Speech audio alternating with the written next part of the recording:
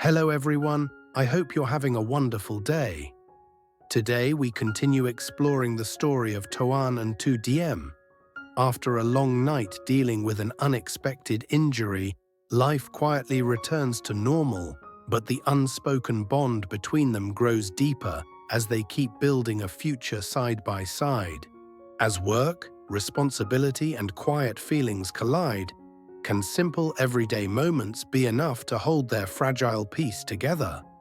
If you enjoy this story, don't forget to subscribe to the channel so you won't miss our upcoming videos. After a long night taking the elderly woman to the clinic for her injured hand, the morning slowly returned to its familiar rhythm. The rush and tension from the night before were gone. The house felt quieter, the air lighter. Yet within that calm, both Toan and Tu Diem clearly understood one thing. Life here still had to continue. The injury to the old woman's hand was not severe, but it was enough to make them think. It reminded them that the days ahead would still be full of work and responsibility. No words were spoken about it. But in their eyes, in the way they began the morning, there was a quiet acceptance. On this land, if they wanted stability, they had to keep handling each small task. The morning arrived slowly. Mist lingered over the ground. The air was dry, mixed with the scent of earth and old cooking ash. Toan stepped into the yard and stood in the familiar space. His face was calmer now. His voice was steady as he pointed out the areas that needed clearing, explaining that they would cook outside temporarily until the kitchen was finished. Tu Diem stood beside him. She did not ask many questions. She nodded and started working right away. She dragged an old wooden plank and moved a chair aside. Her hands were small, but her movements were quick. Each time they lifted something together, their eyes met briefly. No words were needed. From a distance came the sound of a motorbike. The workers arrived, their t-shirts already damp with sweat from the long ride. Greetings were short, without formalities. Everyone helped carry the heavy plank and placed it on the earthen mound near the longan tree. Wood knocked against wood. Someone joked about sitting there later to cool off, easing the atmosphere slightly. Ash was swept away. Firewood was stacked neatly. Each person took on a task. The rhythm was steady, familiar, like people accustomed to working side by side. Toan stood watching with his hands on his hips. His gaze lingered on Tu Diem as she bent down to pick up scattered wood chips. In that brief moment, amid the rising dust, there was a fragile sense of calm. No one spoke much, but everyone knew the day would be long. The sun climbed higher. Light filtered through the longan leaves, casting patches of brightness on the dry ground. The sharp sound of shovels hitting cement filled the air. Toan knelt on one knee, holding a trowel and checking the surface. He reminded the workers to add more water, explaining that dry soil would absorb it and cause cracks. The workers nodded and continued mixing, sweat running down their temples. Tu Diem stood nearby with a bucket of water. Her eyes followed Toan's movements. At one point, he looked up and caught her gaze. They stayed silent for a few seconds. Then he spoke more softly than usual, asking her to help the others for a bit and then go to the market to buy food for lunch. She nodded immediately, without questions. A quiet warmth rose inside her, not because she was asked to help, but because he thought of a shared meal, thought of the men working under the sun for them. She turned away to prepare, her small figure gradually disappearing behind the sound of the mixer and clanging buckets. Toan watched her for a moment, then bent down to fix the uneven parts of the slab. His movements were firm and decisive, yet carried silent concern. The surface had to be flat, it had to be solid, so that later, Tu Diem would no longer have to cook outdoors under sun or rain. In that moment, amid the floating cement dust, their bond became clearer, like mortar slowly setting under the heat. At the rural market, stalls stood close together. The smells of fresh meat, vegetables, and charcoal smoke filled the air. Tu Diem walked slowly through the crowd, gripping her bag strapped tightly, carefully examining each stall. The meat vendor smiled kindly and cut the meat swiftly as requested. She asked for extra bones for soup, her voice soft but clear, careful as if each item carried responsibility. She chose bright carrots, soil-covered potatoes, and fresh green onions. At the mat stall, she paused for a long time before selecting a 1.6-meter mat, wide enough for everyone to sit together. She asked for a tray, but none was available. She smiled gently and secured the mat onto the bike. On the way back, the sun grew harsher. Sweat ran down her temples, yet her pace did not slow. Inside her were mixed feelings. Worry about whether the meal would be enough. Quiet joy for having found what was needed. And warmth when she imagined everyone sitting together. When she returned home, the work was still ongoing. Wheelbarrows poured concrete.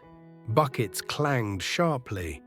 Toan stood in the center of the kitchen slab, smoothing it with his trowel. His shirt was soaked through. Large gravel left the surface uneven, but he patiently adjusted each spot, instructing where to pour more. The familiar sound of a motorbike echoed at the entrance. Tu Diem appeared, plastic bags loaded on both sides of the bike, the rolled mat strapped behind. Toan looked up. Through the cement dust, his eyes brightened for a moment.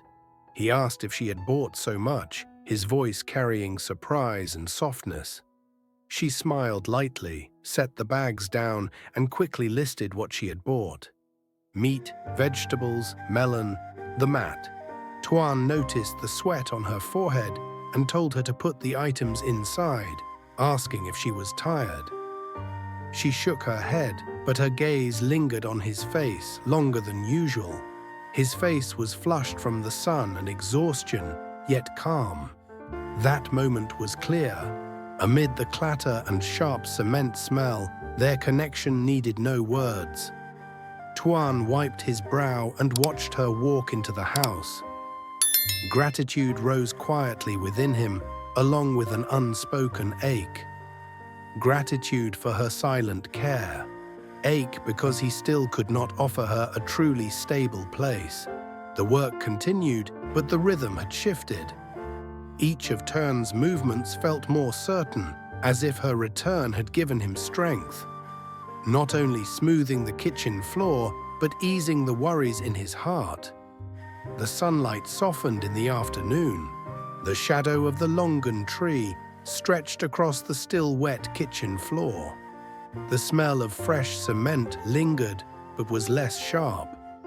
Toan set the trowel down and straightened up, looking over the finished surface. It was not perfectly smooth because of the large gravel, but it was flat and solid. He nodded and let out a long breath. He called Tu Diem and said the kitchen floor was done.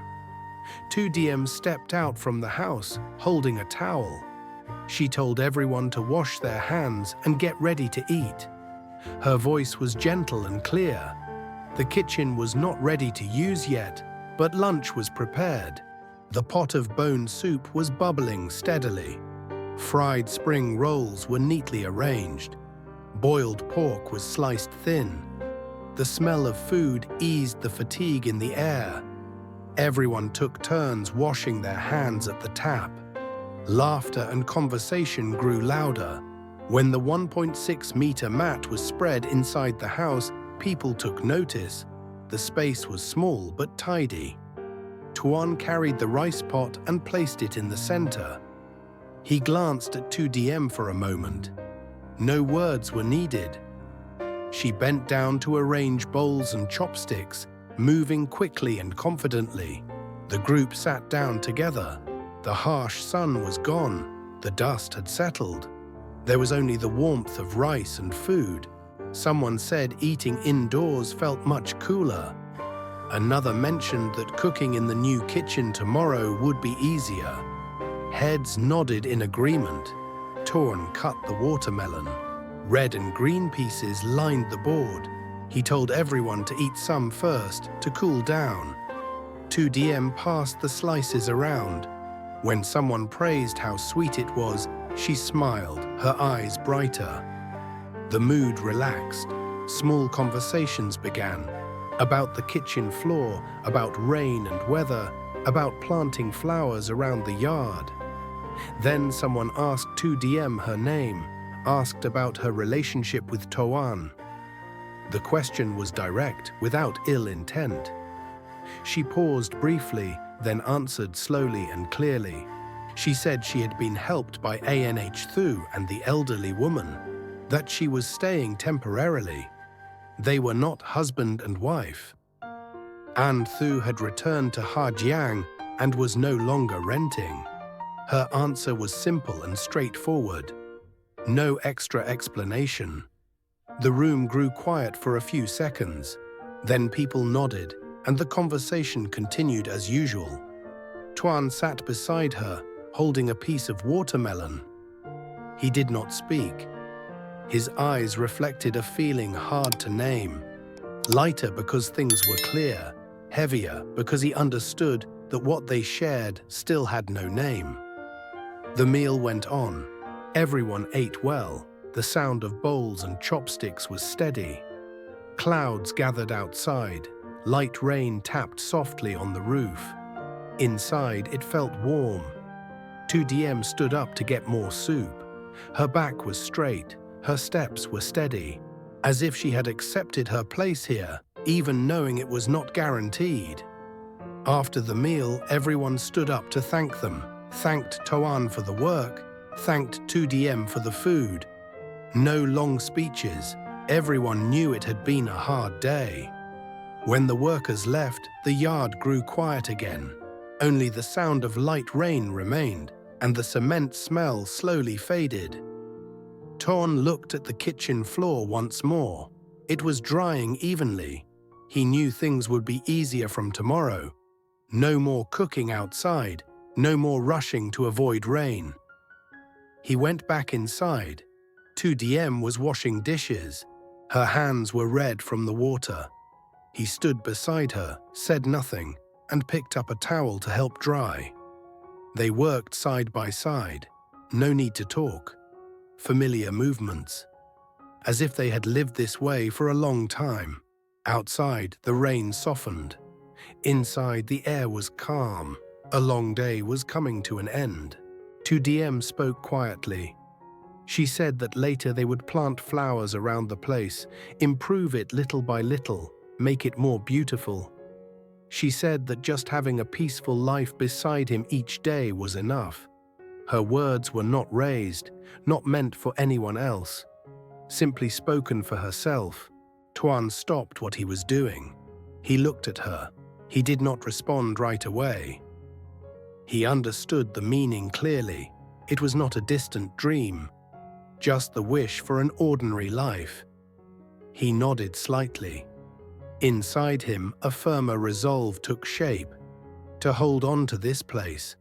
To keep this peace for as long as possible. Late afternoon light faded through the doorway. The new kitchen floor reflected a pale grey tone, solid and still. They sat down together. Few words were spoken. Just sitting there. The day ended. The work was done for now. Worries remained but were set aside. The most precious thing today was not only the new kitchen floor, not only the full meal, it was that they had gone through a long day together, continued living, continued working, and still allowed themselves to think about a calmer future.